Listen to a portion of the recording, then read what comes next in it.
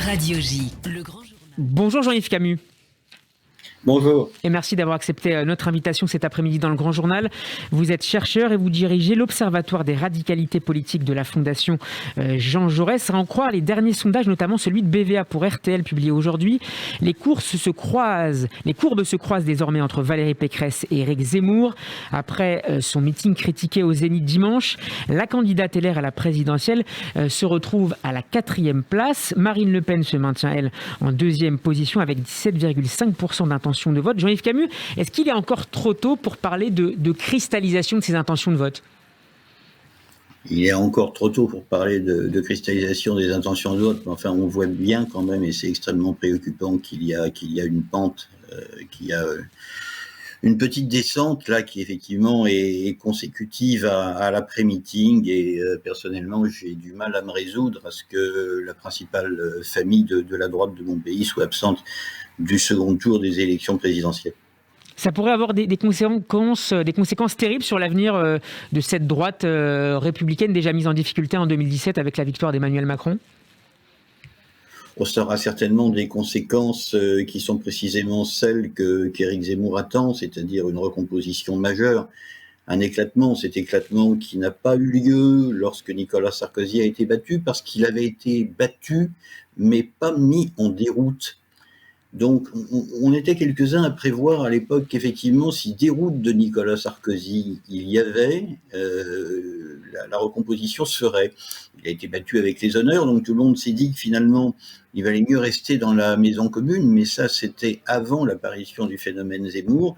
Et puis aujourd'hui, il est bien évident qu'une absence du second tour, ce serait quelque chose de jamais vu, qui rebattrait toutes les cartes. Cette recomposition des droites, Jean-Yves Camus, c'est le véritable objectif d'Éric Zemmour, à défaut de se qualifier pour le second tour ou encore mieux de gagner cette présidentielle ?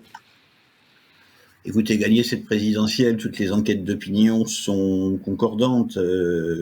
C'est aux alentours de 39% des voix. Ça met le président de la République au-dessus de la barre des 60, ce qui est évidemment loin du triomphe de Jacques Chirac en 2002, 82% des voix, mais qui reste quand même une élection absolument hors norme. Donc, d'une part, ce serait pas satisfaisant au plan démocratique, parce que ce serait un choix par défaut. On ne peut pas imaginer que 62% des Français plébiscitent la politique d'Emmanuel Macron. Et ensuite, effectivement, ça ouvre la porte à une recomposition dans laquelle je crois que les conservateurs modérés, les libéraux, seraient finalement les perdants. Pourquoi ? Parce que finalement, l'un des grands problèmes de cette campagne, c'est que les questions économiques, les questions sociales ont été préemptées par la question identitaire. Donc ça met la gauche évidemment dans une position extrêmement difficile, parce que ces questions économiques qui sont, j'allais dire, ce qui intéresse ses électeurs traditionnellement, notamment le pouvoir d'achat. Hors cadre. Et puis pour la droite libérale et conservatrice, j'allais dire mainstream, c'est également un handicap, parce qu'elle n'est pas à l'aise sur ces questions identitaires. Il y a plusieurs lignes qui s'affrontent, comme il y a plusieurs lignes vis-à-vis de l'Union européenne. Pourquoi cette question sociale ne s'impose pas dans le débat, malgré la hausse du coût de la vie, notamment pour les questions énergétiques, Jean-Yves Camus ?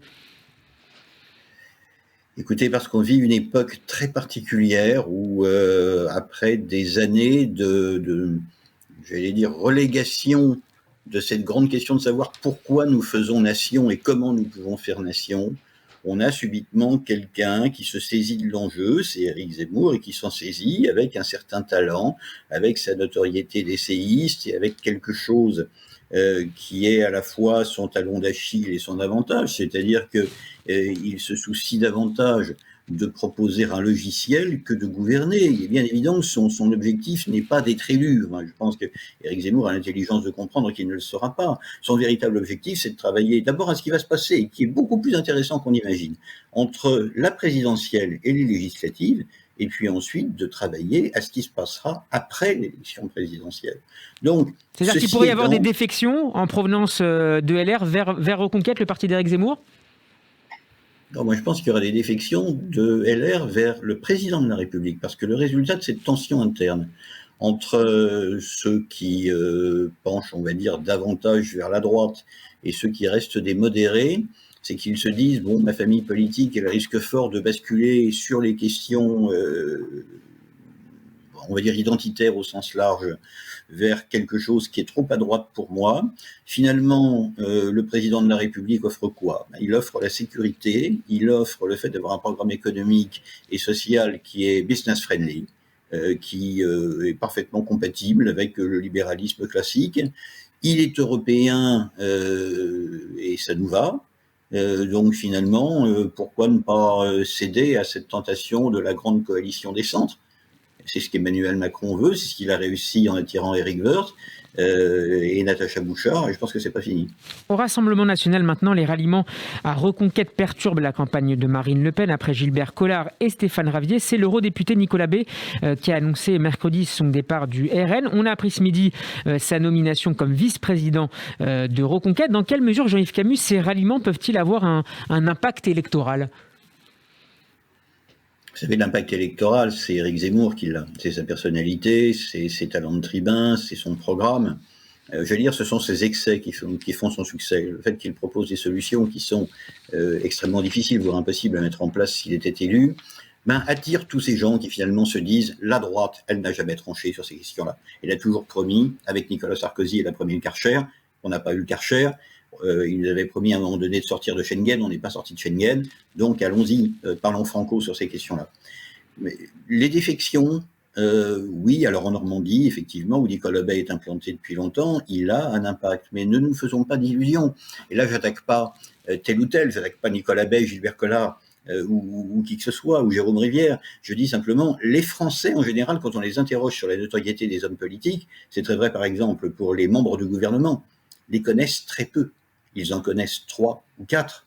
Et puis les autres, finalement, eh bien, d'une part, ils les connaissent peu, et c'est assez dramatique, et d'autre part, pour beaucoup d'entre eux, ils ne s'intéressent même plus au fait de les connaître. Et là, on en arrive à ce phénomène majeur qui va sans doute peser aussi sur le scrutin présidentiel, qui est l'abstention.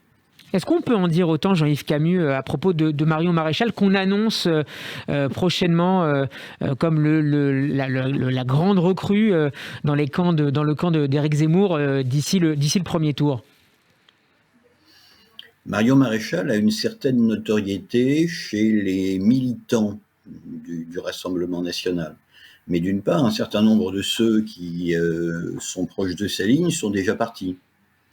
Donc l'effet de surprise s'émousse. Et puis certains vont sans doute se dire, tout ça pourquoi? Tout ça pour un siège de député avec l'investiture Reconquête ou législative du mois de juin? C'est pas mal, mais ça comble pas les 5 ans d'absence du paysage politique qu'elle a décidé d'ailleurs de s'infliger, de s'imposer. Donc oui, Marion Maréchal, a une notoriété. Oui, elle peut peser sur l'après, parce qu'elle a cet immense avantage de l'âge. Éric Zemmour a 63 ans, Marion Maréchal est bien plus jeune. Je ne suis pas persuadé que ce soit une révolution, si vous voulez. Je ne suis pas persuadé que ça fasse bien en gros bataillon les électeurs. Sur les plans idéologiques et programmatiques, Jean-Yves Camus, qu'est-ce qui distingue aujourd'hui le candidat Éric Zemmour de la candidate Marine Le Pen?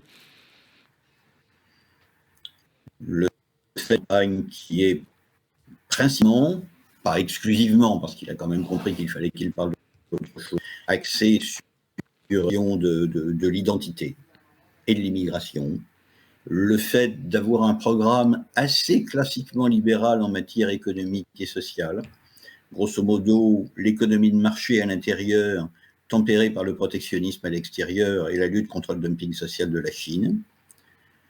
Marine Le Pen, elle, sait d'où elle est élue, le Nord-Pas-de-Calais, région désindustrialisée depuis déjà longtemps, région à population ouvrière très précarisée. Elle a décidé de, passez-moi l'expression, mettre la gomme sur le pouvoir d'achat, le quotidien des Français. Ça rentre parfaitement dans sa stratégie de dédiabolisation, parce que parler davantage du social, c'est rester ferme sur la question de l'immigration, puisqu'elle prône la fermeture des frontières, mais sans pour autant devenir monothématique. Donc c'est principalement ça qui caractérise les deux. Marine Le Pen essaye aussi de se mettre dans le costume du présidentiable, pour se mettre dans le costume du présidentiable, il faut parler de tous les sujets, parce que le président de la République, lorsqu'il est dans son fauteuil à l'Élysée, il doit dire des choses à la fois sur la dissuasion nucléaire, sur la présence des troupes françaises au Sahel, sur l'économique et le social, sur les grandes lois sociétales futures, et aussi évidemment sur la maîtrise des flux migratoires et sur ce qui fait que nous sommes français. Mais je pense qu'au fond, la différence fondamentale, c'est qu'Éric Zemmour est quelqu'un qui vient de la droite classique. Le livre qui lui a été consacré par Étienne Girard s'appelle « Le radicalisé ». Je pense qu'effectivement, ça décrit assez bien l'évolution de ses positions. Marine Le Pen vient d'une autre famille. L'expression de la semaine, Jean-Yves Camille, pour ne pas dire de ce début de campagne, aura été le grand remplacement, une expression longtemps cantonnée à une partie de l'extrême droite. Comment cette théorie complotiste dont Renaud Camus est à l'origine a-t-elle infusé dans le débat public français ? Elle a infusé lentement. Alors, elle n'est pas forcément complotiste. Renaud Camus assigne plusieurs causes à ce grand remplacement, dont il faut préciser que, contrairement à ce que pensait Valérie Pécresse quand elle en parlait dimanche, ça n'est pas quelque chose qui pourrait advenir pour les disciples d'Éric Zemmour et de Renaud Camus, c'est quelque chose qui est déjà. Renaud Camus insiste beaucoup sur le fait que ça n'est pas une théorie, précisément. C'est, dit-il, une réalité dont chacun peut se rendre compte lorsqu'il sort de chez lui. Ça pose une question fondamentale. Marine Le Pen dit « il y a trop d'immigration, on va donc arrêter les flux entrants ». Ça, c'est compliqué à faire, mais on peut le faire. Par contre, comment vous revenez sur le grand remplacement s'il a déjà eu lieu ? Comment vous retrouvez la structure du peuple français telle qu'elle était dans les années 50 ou 60 ? Il y a une solution, c'est celle de Renaud Camus, ça s'appelle la remigration. La remigration, ça veut dire dehors, retour chez soi. Sauf que Éric Zemmour ne veut pas entendre parler, il dit en tout cas qu'il ne souhaite pas la remigration s'il est élu président de la République. Il faudrait d'ailleurs, s'il l'était, qu'il nous explique comment il ferait. Et honnêtement, on en arrive à une situation assez, tellement hautement pessimiste qu'elle en devient presque négative, je trouve, pour Éric Zemmour. Moi, c'est ça qui me frappe depuis le début, c'est le fait qu'il ne nous dit jamais comment nous pouvons. Et je suis persuadé que nous le pouvons. Chacun, d'où nous parlons dans les différents segments de la société auxquels nous appartenons, nous pouvons vivifier la culture française, nous pouvons vivifier tout ce qui contribue à contenir l'islamisme, tout ce qui contribue à contenir l'éclatement de la France en communauté. Mais il nous présente à la place un tableau tellement pessimiste des choses qu'au fond, on est assez désemparé. On se dit, le point de non-retour est atteint, donc comment allons-nous réagir ? C'est peut-être ça aussi un de ses points de faiblesse. Merci beaucoup Jean-Yves Camille pour cet éclairage. Je rappelle que vous dirigez l'Observatoire des radicalités politiques de la Fondation Jean Jaurès. On pourrait écouter votre intervention en podcast sur radioj.fr et sur notre page YouTube. À très bientôt sur Radio J. Shabbat Shalom. Shabbat Shalom.